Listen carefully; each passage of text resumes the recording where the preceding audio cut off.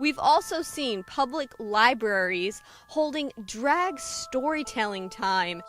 Drag Queen Story Hour is fantastic because it addresses all of these issues of gender fluidity. Where children are brought to the library to then have a drag queen read them a story, thus normalizing and promoting this drag fetish culture to young children. There aren't a lot of kid drag queens. They're considered inappropriate, but inappropriate just means that you look good.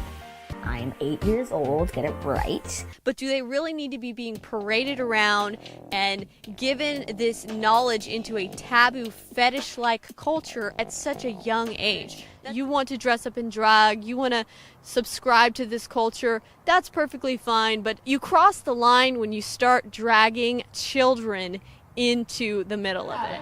They should leave these children alone and let them develop their sexuality on their own in their own time and not be forcing these weird taboo fetishes on them. A controversial event at the Leander Library went from happening to canceled and then back on again in just a couple of days. It's about the positivity of that community and allowing these children to express themselves in a positive way. Valerie Abrego was contacted by the library when it was first scheduled. According to the city's website, the event was canceled because they involve live entertainment with outside guests that were not included in the Central Texas Library System's slate of recommended entertainers, meaning the performers of this and another event hadn't been checked by that organization. And so I thought, well, why can't our church just host it?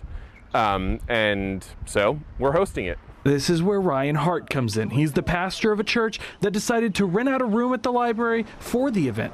Invocation, we have Councilmember Duffy. And I would like to welcome Pastor Ryan Hart to the podium for the invocation.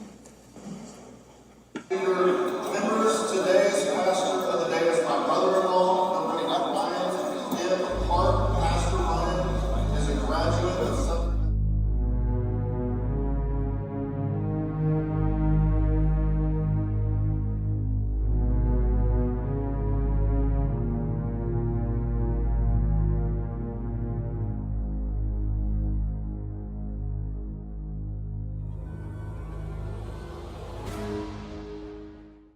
These children to express themselves in a positive way. Valerie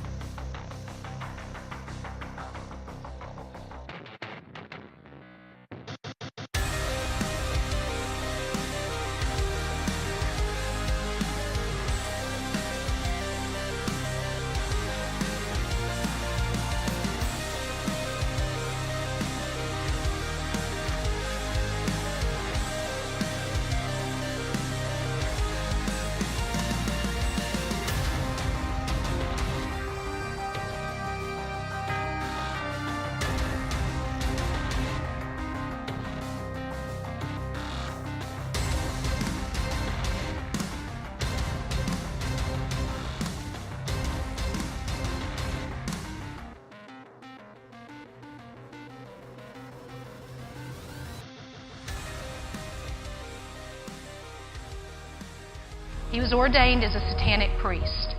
So an amazing thing happened. They began to announce it on the Christian radio stations. Pray, Marilyn Manson is coming. Pastors came together to pray. 24-hour prayer vigils and fasting.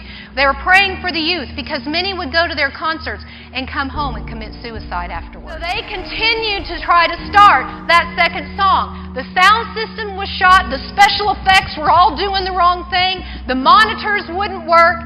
And Marilyn, who I will call Brian because that's his real name, became so angry he threw the microphone off the stage and stormed off and did not finish the concert. 2 weeks later, the mayor of the city of Houston and the city council met, and they passed legislation making it illegal for a satanic concert to happen in the city of Houston again. Because I used to be bound by fear and depression and anger, and the Lord radically set me free.